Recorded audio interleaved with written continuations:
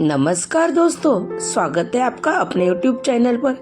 आज हम आपके लिए सूर्यपुत्र कर्ण का जन्म कैसे हुआ ये कथा लेकर आए हैं।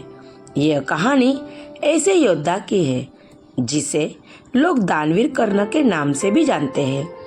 कर्ण पांडवों में सबसे बड़े थे और इस बात का पता सिर्फ माता कुंती को ही था।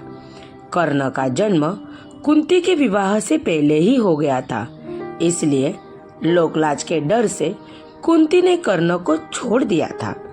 लेकिन कर्ण का जन्म कुंती के विवाह से पहले कैसे हो गया, इसके पीछे भी एक कहानी है। बात उस समय की है जब कुंती का विवाह नहीं हुआ था और वह सिर्फ राजकुमारी थी।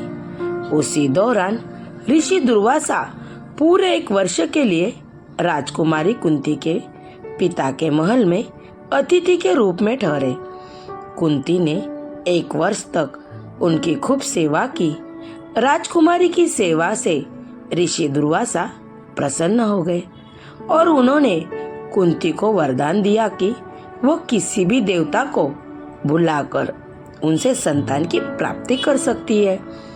एक दिन कुंती के मन में आया कि क्यों न वरदान की परीक्षा की जाए। ऐसा सोचकर उन्होंने सूर्यदेव की प्रार्थना करके उन्हें बुला लिया और उनसे कहा, सूर्यदेव के आने ही और वरदान के प्रभाव से कुंती विवाह के पूर्व की गर्भवती हो गई।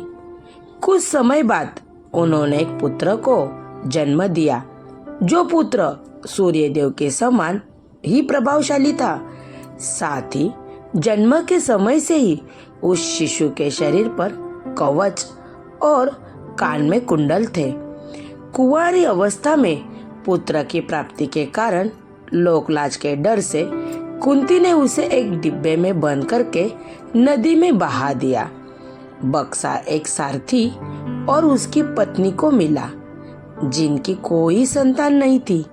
वो दोनों कर्ण को रूप में पुत्र को पाकर बहुत खुश हुए और उसका लालन पालन करने लगे।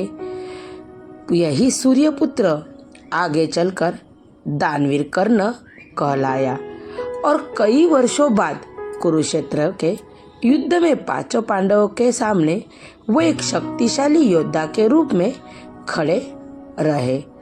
Thank you.